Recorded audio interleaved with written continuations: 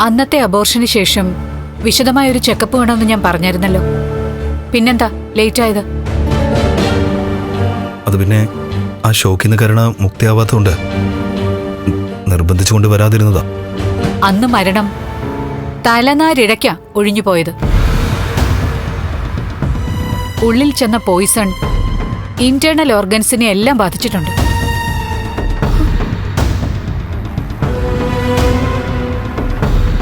അത് കുഞ്ഞിന്റെ ജീവൻ നഷ്ടപ്പെടുത്തി. അമ്മയ്ക്ക് കുഴപ്പമൊന്നുമില്ലെങ്കിലും അന്നത്തെ ആ മാരകമായ വിഷം അമ്മയാകാനുള്ള കരുണയുടെ ആഗ്രഹത്തെ തല്ലിക്കെടുത്തിയിരിക്കുക.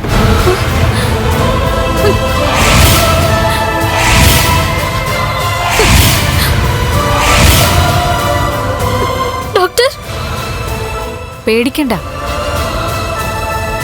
നല്ല ട്രീറ്റ്മെന്റ് എടുക്കണം, അതും കുറെ നാളത്തേക്ക്. പെട്ടെന്ന് എന്തായാലും ഒരു കുഞ്ഞ് ജനിക്കാനുള്ള സാധ്യത കുറവാണ്. എന്നാലും എത്ര താമസം എടുക്കും ഡോക്ടർ? അത് പറയാൻ പറ്റില്ല. കൃത്യമായിട്ട് മെഡിസിൻ കഴിക്കണം. എന്നിട്ട് എല്ലാ മാസവും ചെക്കപ്പിന് വരണം. ടെസ്റ്റുകളെല്ലാം പോസിറ്റീവ് ആയെങ്കിൽ മാത്രമേ പ്രതീക്ഷയ്ക്ക് വകയുള്ളൂ. എന്തായാലും അടുത്ത ഒരു വർഷത്തേക്ക് നിങ്ങളൊരു കുഞ്ഞിനെപ്പറ്റി ചിന്തിക്കാതിരിക്കുന്നതായിരിക്കും എന്തുകൊണ്ടും നല്ലത്. കുട്ടിയുടെ സങ്കടം എനിക്ക് മനസ്സിലായി.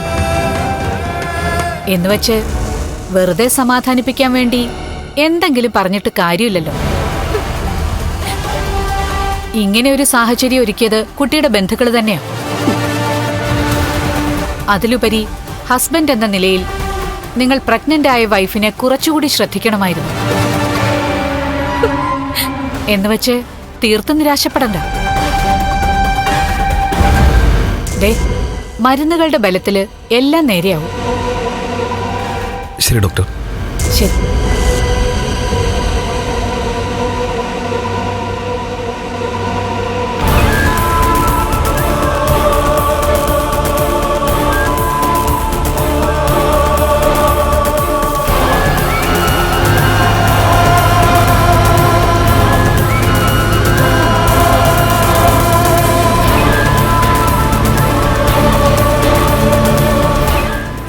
ഒന്നും മിണ്ടാത്തത് എന്ത് മിണ്ടാനാ? നീ എന്തിനാ കരുണ എന്നോട് ചൂടാവുന്നേ?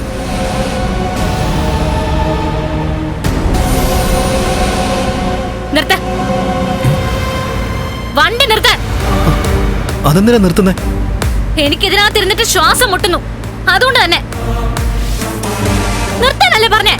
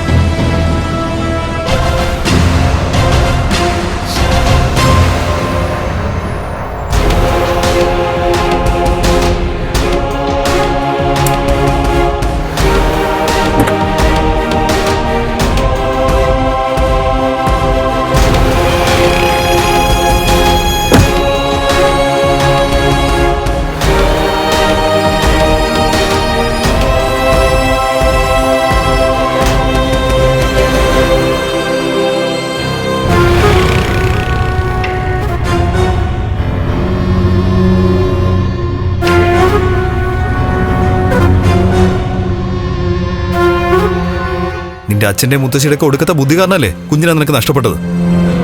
ഒരിക്കലും അല്ല. നിങ്ങൾ എന്നെ പെണ്ണ് കാണാൻ വന്നപ്പോ പയ്യൻ ചെങ്കരിക്കിന്റെ കളറാണെന്ന് മുത്തശ്ശിയാ എന്നോട് പറഞ്ഞത്.